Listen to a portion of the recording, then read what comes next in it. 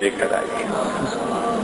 اللہ جتنی عاجزی کے ساتھ کوئی آیا اس بارگاہ میں اس کا اتنا ہی زیادہ استقبال ہوتا ہے. بندے کو بندگی سجتی ہے، جھکے اللہ کے سامنے جتنا جھکا سکے.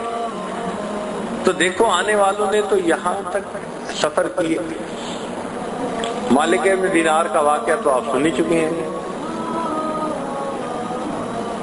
فرماتے ہیں کہ گرمی کا موسم، دوپہر کا وقت، چل چلاتی دھوپ، اتنی سخت گرمی تھی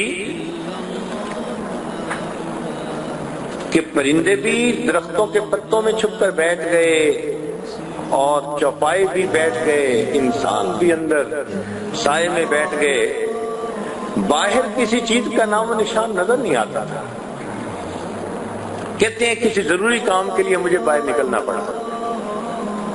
میں گلی میں گیا لیکن سورج جیسے آگ برسا رہا ہو. میں گلی میں سے گزر رہا تھا، میں نے ایک نوجوان کو دیکھا جو دونوں ٹانگوں سے معذور، وہ ایسے گھسٹتا گھسٹتا آگے آ رہا ہے. میں نے قریب سے اس کو دیکھا، پسینے میں اس کے کپڑے بھیگ کے گیلے ہو چکے تھے اور سورج کی دھوپ کی شدت کی وجہ سے اس کا چہرہ سرخ ہو چکا تھا، جیسے دھوپ نے اس کے کھال کو جلا کے رکھ دیا. اور وہ آگے آگے بڑھ رہا ہے. میں نے اس سے پوچھا کہ نوجوان تو کہاں جا رہا ہے؟ اس نے کہا میں حج پہ جا رہا ہوں.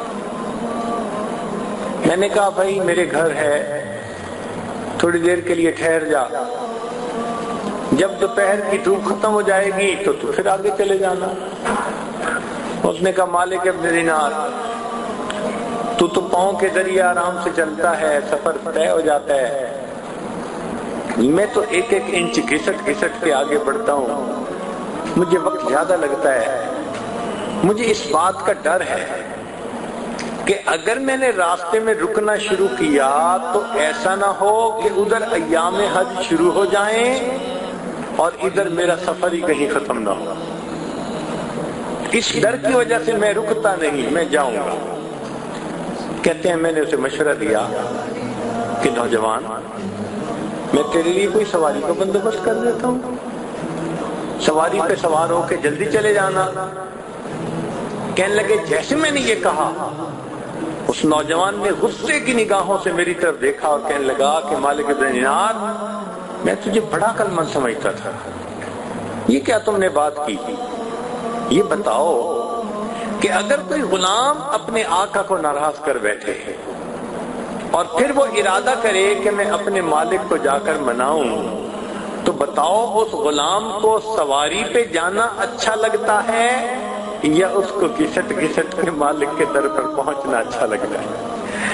کہنے لگے میں نے اس نوجوان کی بات سنی حیران ہو گیا. وہ نوجوان چلا گیا. فرماتے ہیں کہ اللہ کی شان دیکھیں کہ اسی سال اللہ نے میرے لیے بھی حج کا سفر آسان کر دیا. میں بھی حج میں شریک ہوا.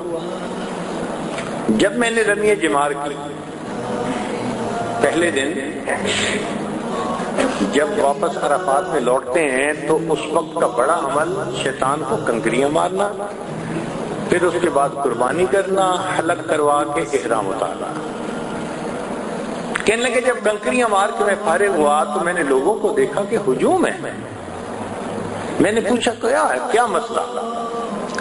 ان کا یہ بات یہ ہے کہ ایک نوجوان ہے جو دعائیں مانگ رہا ہے اور سب لوگ سن رہے ہیں اس کی دعا کو. میں نے کہا یار ذرا مجھے بھی راستہ دو نا. انہوں نے راستہ دیا. کہنے لگے میں نے دیکھا وہی نوجوان اپاہج معذور نوجوان احرام باندھا ہوا ہے اور اللہ کے سامنے دعائیں کر رہا ہے اور دعا میں یہ کہہ رہا ہے کہ اللہ تیری دی ہوئی توفیق سے میں نے تیرے گھر کا دیدار کیا، میں نے مقام عرفات پہ بھی وقوف کیا، مزدلفہ میں بھی وقوف کیا، اے اللہ اب میں نے شیطان کو کنکریاں مار کر اس سے اپنی نفرت کا اظہار بھی کر دیا، اب قربانی کا وقت ہے۔ یہ جو لوگ کھڑے ہیں یہ سب صاحب استعداد لوگ ہیں، یہ جائیں گے اور جا کر جانوروں کو قربان کریں گے۔ اور مولا تو جانتا ہے کہ میں فقیر انسان ہوں، احرام کے کپڑوں کے سوا میرے پاس کچھ نہیں۔ اے میرے مولا میں اس وقت اپنی جان آپ کے نام پہ قربان کرنا چاہتا ہوں، اللہ مجھ سے یہ میرا نذرانہ قبول کر لیجئے۔ کہتے ہیں اس نوجوان نے یہ کہہ کر کلمہ پڑھا اور اپنی جان اپنے رب کے حوالے کر رہی۔ ان محبتوں کے ساتھ آنے والے ان جگہوں پر آئے، آپ سوچیں کیا ہمارے دلوں میں آج وہ کیفیتیں ہیں، وہ محبتیں ہیں؟ ہم تو وقت کی قدر نہیں کر پا رہے جو کرنی چاہیے تھی۔